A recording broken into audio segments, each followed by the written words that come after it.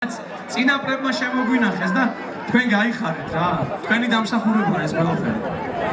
ამისთვის თქვენ გეკუთვნით ძალიან მაგარი ტაში და დავკრათ ახლა ერთმანეთს ტაში.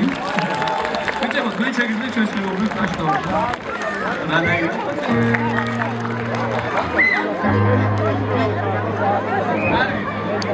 ეხლა რადგან ტაში ვართ, მოდით წავიდეთ კახეთში. კარგით?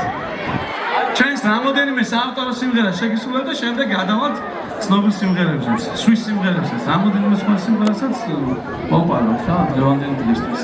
თქვენთვის. დავედით კახეთში. ნაში დამჭირდება.